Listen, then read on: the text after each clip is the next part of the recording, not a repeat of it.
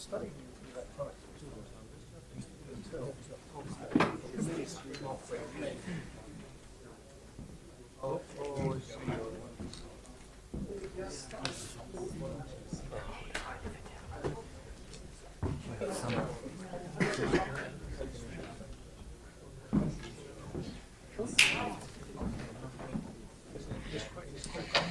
yeah.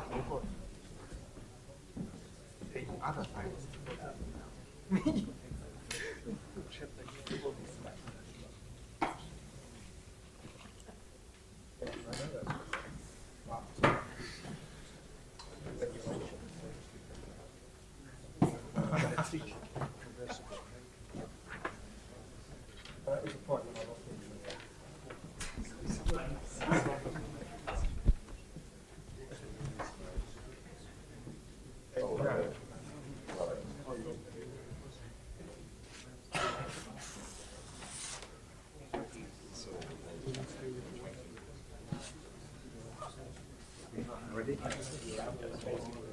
Yeah, just see whether Okay, let's start again. So the last speaker of this session is Olaf Voss from Berlin, and the title is slightly larger than written here. That's Convergence of Spectra and Resonances on Thin Branch Quantum Waveguide. Olaf. Yeah, thank you for the invitation. Today I want to talk about how these quantum graphs or meteor graphs are somehow objects which come from real physical objects having a finite thickness, a finite but small thickness. So this is what I mean by convergence. So let me just give a quick overview. I will first fix the notation on quantum graphs. We heard it several times today, but to fix the notation. And in the second part, I want to say what I mean by smooth approximations, these objects of finite thickness. And finally, I will come to the results of convergence of spectra and resonances. Okay. Yeah, we already heard about it today. Metric graph for me is just object with vertices, edges, the boundary map, and the length function. So basically, V is a set of vertices, E is a set of edges,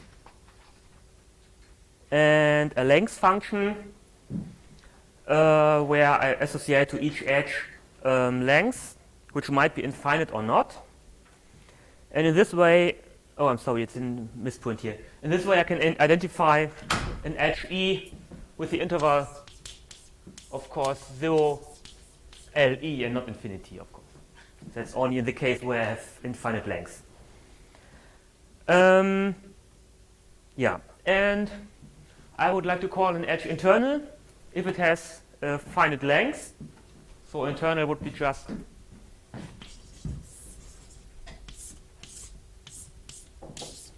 a length which has two end vertices, and otherwise external.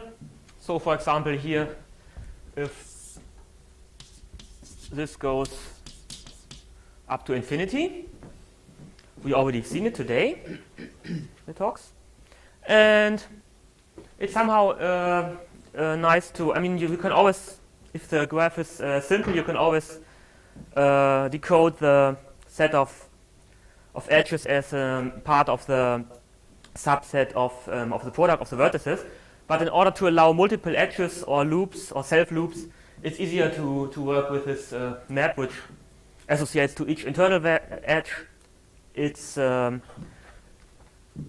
initial or terminal vertices, and to each external edge is assumed to have only one boundary vertex, namely the initial vertex.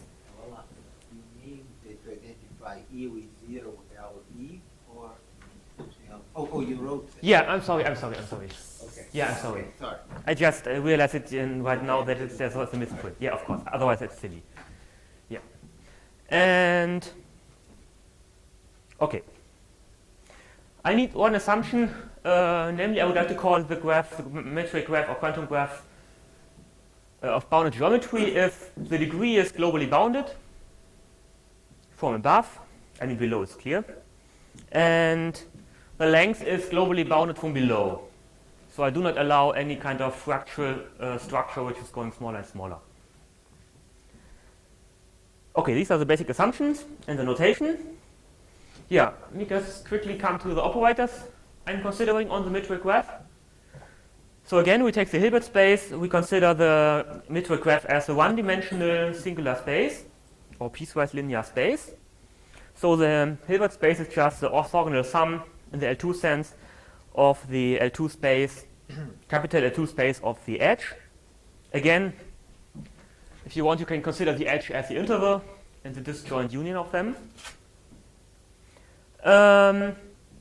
I need a Sobolev space in order to define the Laplacian. So I just take the orthogonal sum of the Sobolev spaces on the interval, or the edge E, consider this interval. These functions are, one can easily see they are continuous, but I also want the vertices, the function on the vertices to be, so you have several functions here, and I want them to be continuous at each vertex. This is only one way to do it, but we will see why I do it later. And maybe this is a bit formal, but for some reasons I will come on the end of the talk. It is, one can consider some kind of exterior derivative. So what does this function? It takes, this operator, it takes a function out of the Sobolev space of continuous functions on the graph into L2 space, and it just associates to each f. Maybe I should point here, sorry. Do we have a laser pointer? Yeah, that is wooden point. I wouldn't, yeah, better, even better. Old fashioned. I'm sorry. Associates the derivative on each edge and the family. And why do I do it this way? Okay, I just want to consider functions f as scalar functions and the derivative as some kind of one form or vector field. I mean, it's a bit formal, but and then you can calculate. It maps. It's an unbounded map in L2 of x, and you can calculate its L2 dual. And you see that the domain of the dual is just given here. Oh, there's a minus missing here. Sorry. Of course, you get a minus from partial integration. It's just the same. You get a family of H1 functions, but you need here that the sum over the values at the vertex v is equal to 0. And why I put the vector sign on it just means that I have to evaluate with respect to orientation. So if I'm at the end point of an edge, I need plus, and the initial point I need minus. So this somehow the one form sees the orientation of the edges. If you want, the functions don't see it. Yeah, now the standard Laplacian is just nothing else than d, the d star times d. So basically, you need the function is continuous, and if you see the condition here, df has to be in this space. So this means just that the sum of the derivatives with taking care of the orientation here is just 0. So this is just the ordinary Kirchhoff boundary conditions. I think I don't need to write them down. We have seen them so many times today. Maybe. And something related to it, you can just interchange the order, and you get another nice operator which has different boundary conditions, namely the sum of the values in this sense are 0, and the derivative has to be continuous. We will come to at the end to some why I entered to sit here. But of course, we already heard in the talks this morning that you have many other possibilities. And usually, I think maybe it's even common notion now to call a metric graph a quantum graph when you associate a self-adjoint operator to the graph. I don't know if it's commonly used, but okay. And we have many possibilities, as we've already seen. But I would like to today mostly to stay at the Kirchhoff condition here, because in some sense this limit is natural. Yeah, I already answered the question. I mean, the one question is, for example, which one of the family of the many possible self-adjoint realizations are natural, in the sense which occur as limit from some thicker set or some smooth approximation. Yeah, enough time. So what do I mean by smooth approximation? I mean, this is not a definition in the mathematical sense, but somehow I mean a smooth manifold, or there might be some corners, but a set which approximates the graph, symmetric graph x naught. So the best way to illustrate it is just to give some examples. Yeah, maybe I can use this picture here. The simplest example would be, I have my graph here, and just take the epsilon neighborhood, or maybe some smoothed version of it. It's not so important exactly the shape here at the vertices. So this would be x epsilon, and this is the graph x0. So I want the radius here to be of order epsilon. In this case, if you consider, okay, I assume that my graph is embedded in R2, which can be done in some cases, and then you have naturally this notion of neighborhood, but you can do it other way around. You can just construct abstractly. I'm sorry for the poor resolution, but for some reasons my computer changed the resolution when I booted it again here. You can just associate to each edge the product of the edge of the interval times some compact manifold. So this way, so just the edge times the compact manifold f.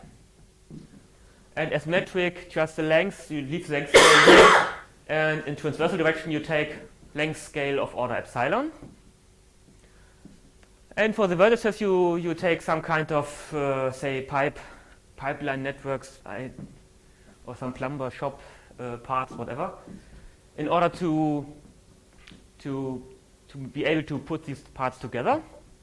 And I assume that my vertex neighborhoods are in all directions of order epsilon. So they are just homothetic to a fixed manifold.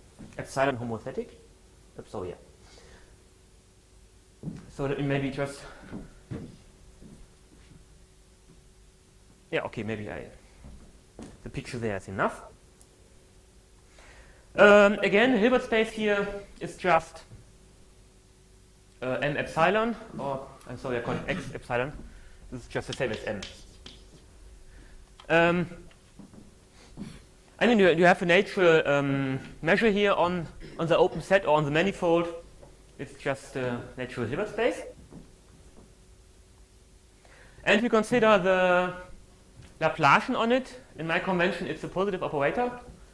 And if we have boundary, say for example in this embedded case here, we have boundary, we have to impose Neumann conditions. This is an important fact because, as most of you might know, the common point of the case where we have the surface, maybe I draw it once more. If you consider here the surface of this pipeline network, so we just consider this as a two-dimensional manifold. In both cases, the lowest transversal eigenfunction is just 0, because eigenvalue, because the eigenfunction is constant. And this is important in order to do the analysis.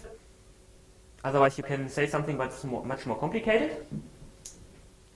And in order to compare these two spaces, I need some kind of identification operators. And what they basically do is, yeah, maybe right here. If you start on the graph, so H0 is a space on the graph, and this is a space on the thickened set, on the manifold. You have a value here, and what you do if it's just the thickened set here, you just take a constant in this direction to be the value f of x times some epsilon, which depends on the thickness here. And you do nothing on the vertex neighborhood, you just forget what you do there. So you just put a 0 here. So this function, of course, does not lie in the domain of the operator, but you can nevertheless do the calculations. And the other way around, you do again a very natural thing. You just take the adjoint, which means, so this is j, and j prime just goes back. If you have a general function here, you just take its transversal average. And again, you forget about the neighborhoods here. I'm a bit cheating because I'm always drawing pictures which show the embedded case. Of course, you have somehow a small error here in the longitudinal direction, which is of order epsilon. And here in the abstract model, I just said it has full length, although it doesn't fit. But you can treat this error in the analysis, doesn't matter. Yeah, and I want to assume that my quantum graph has bounded geometry, so bounded degree and a lower bound on the length. And some uniformity assumptions on these building blocks, which are somehow natural. You cannot choose them very arbitrarily, but you have a large number of possibilities. Yeah, and then you can show very easily that this identification operator is just the adjoint of the other one here in the simple situation. And if you start on the quantum graph and go to this smooth approximation and back, you don't lose any information. So this is just identity. So this is just the trivial stuff. And if you go the other way around, you start on the thickened set on the manifold. You go to the quantum graph and back. Of course, you lose some information because you are doing some averaging, and you forget about the parts on the vertices. So you get about the behavior of the function at the vertices here. But if you do apply some smoothing operator here, the Weatherland of the metric graph, you can show that this operator is still close, at least close to identity. Not the same, but it's close. And finally, you can show that the two Weatherlands of the Laplacian on the manifold sandwiched with this identification operator, and the Weatherland of the metric graph, they are of order, in operator norm, they are of order epsilon, square root of epsilon.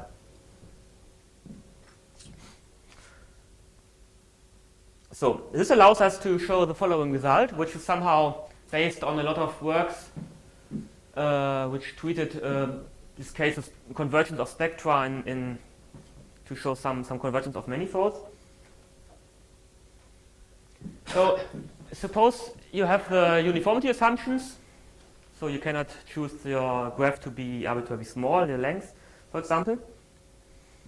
Then you can show that, for example, I do not show everything, but that if you take a function of the Laplacian on the manifold, and you take the sandwich simplified version on the quantum graph, so this is just, say, a toy model. If you want, in some cases you can calculate these operators here on the quantum graph. You see, for example, the heat operator. You can even see it explicitly. So you get a simplified version, which you know most cases explicitly. You compare it and you see, oh, it's just turning to 0 if epsilon goes to 0. For a large class of phi, including the heat kernel. And this implies in particular that, for example, the spectrum converges uniformly on bounded intervals in the sense, for example, of Hausdorff convergence. You can also take separately the discrete and the essential spectrum. They both converge separately. And this is just a generalization of the results used before, because in most cases before there was assumed that the spaces are compact, so you could apply the minimax principle. So you had this result only for the discrete spectrum. But for some reasons it's interesting, you use almost the same estimates, just some more abstract background, and you get a much more general result. Yeah, but somehow this is not satisfying. I'm sorry. You have also L2 convergence of the eigenfunctions if you want. Just follows from this abstract convergence results here.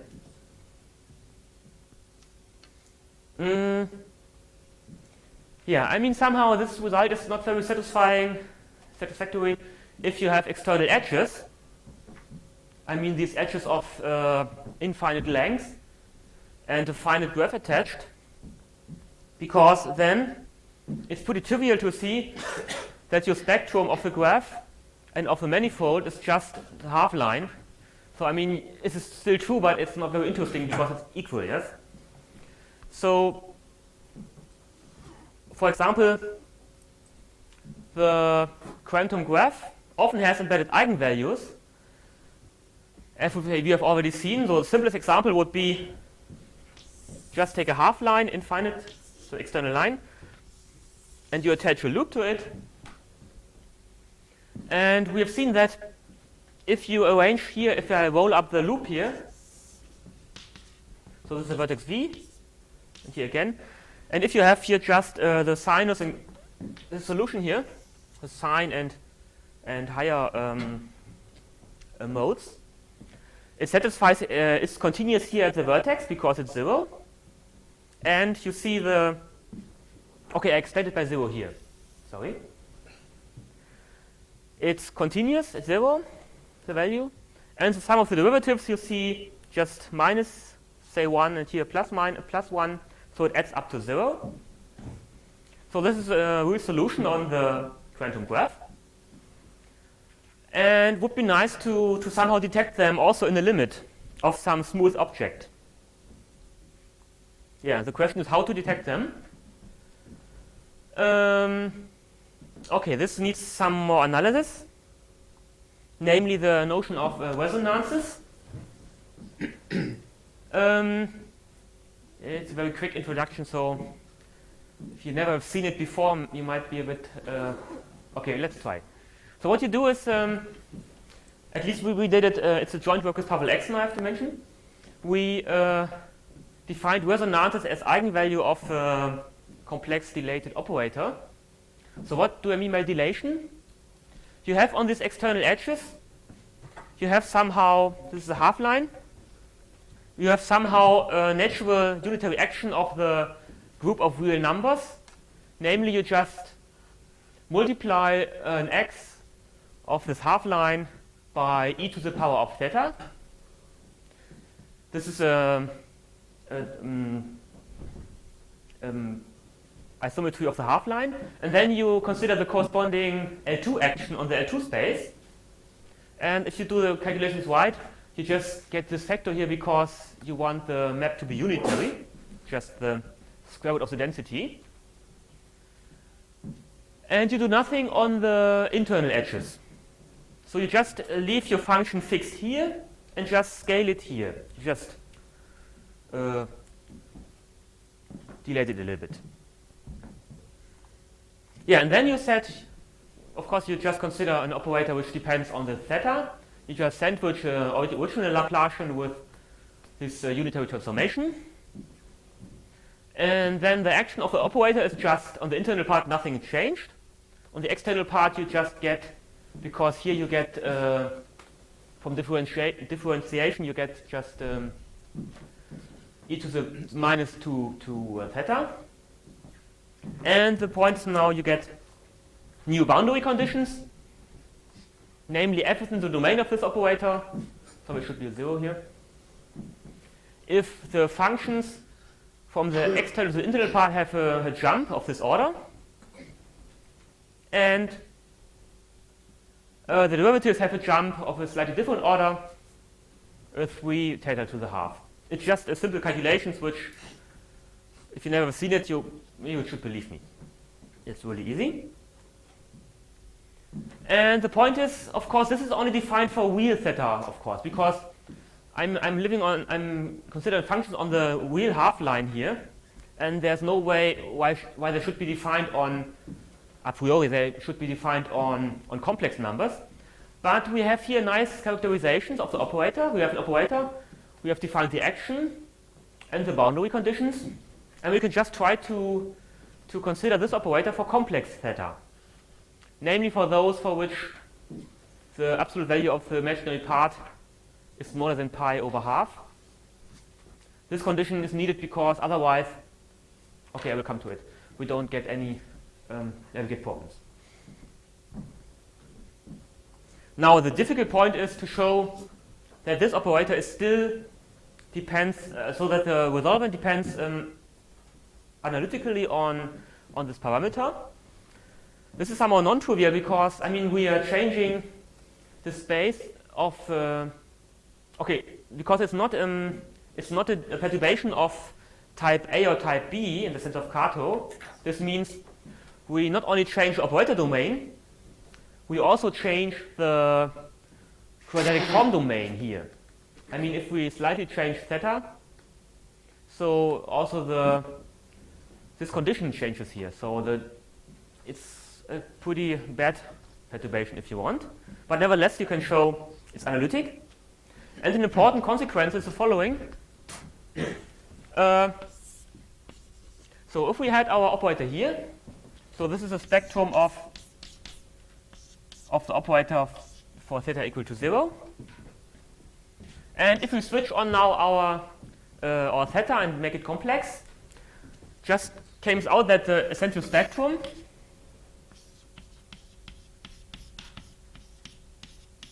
it just turned into the, depending on the sign, but in this way on the lower half plane. This is just given by 2 times the imaginary part of theta.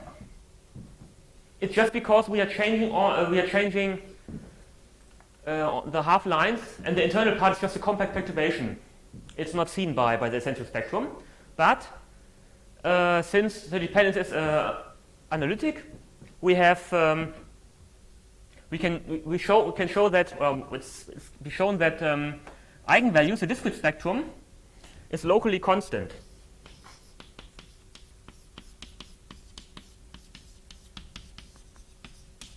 So this means you can turn your theta, but your eigenvalues remain constant for fixed even if you vary the theta. So, and also in particular, if there was an embedded eigenvalue here, it becomes an isolated eigenvalue after you turned on your perturbation. And this is a nice way to see to deal with the problem, because now we reduce the problem of embedded eigenvalues to a problem of eigenvalue problem with a discrete eigenvalue, but the price is we have non-self-return operators, and they're even not normal, so they're pretty bad. Okay, let me just say a resonance is now an eigenvalue of this perturbed operator. Okay, so a resonance of the original operator is just an eigenvalue, a non-real eigenvalue of the perturbed operator. And yeah, okay. You can do the same thing in a similar way for the operator on the approximating set. Say if you have the secant set here, you can do the same analysis in a slightly more general way, but it works the same. And the result is the following. I mentioned already partial X and the co-authors. We have convergence of the dilated resolvents. So in the sense I already explained, we have with the sandwich operator we have J of H theta 0 minus Z minus H epsilon theta minus Z. So this converges in operator norm. And sorry, the main result is the following. If you start with an embedded eigenvalue here of the original operator, which becomes an isolated eigenvalue for the perturbed operator, there exists yeah, I know. I already finished. It's the last point here. There exists m. Okay, the eigenvalue has multiplicity m, and then there exist m resonances, or there might be embedded eigenvalues of the approximating operator, such that they are converging of order square root of epsilon. So what it means, if we have an embedded eigenvalue here, on the approximating manifold, it just, in general, there would be some resonance here or here which converge to this eigenvalue.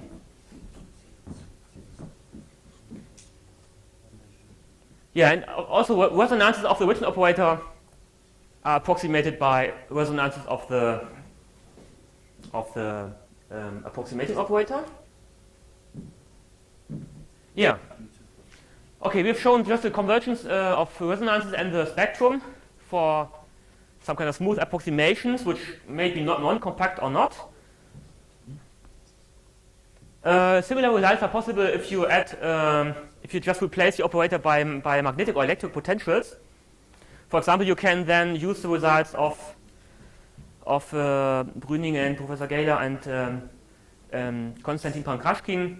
They showed that you have a Cantor spectrum in this case on the quantum graph, and you can approximate a Cantor spectrum, for example.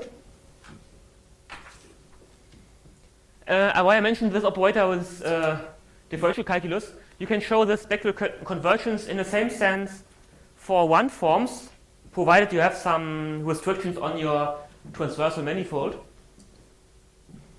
It's in preparation, it's not written down right now. And similar, you can show approximation results for the scattering matrix of this thickened set and to the scattering matrix, the energy depending scattering matrix on the quantum graph.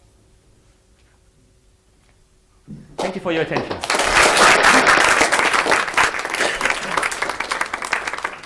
I'm sorry. My co-author. The previous slide, the convergence with respect to epsilon. Yes, a square root of epsilon. Is this an estimate or asymptotic? Is this precise or it's upper bound? It's upper bound. Because you get these, I think the point is you get these estimates on the vertex neighborhoods. They're always, you lose some information there. It's a good question whether you have more, whether something is encoded in the square root or whether there's something below it. I don't know. And this does not depend on the multiplicity. The remainder, half of the square root of epsilon, does not depend on the multiplicity. Because for matrix, for matrices, I think it depends on the yeah. It should depend. It depends also on the energy. It depends on many things. No, it's not something like epsilon to 1 over n. Or 1 over n. No. It's square root of. This is really square root. Epsilon is just the weight how it squeezes, how you squeeze your. More questions? Oh, I see. No question. Everybody's ready for the wine reception. So thanks again. Let's close this.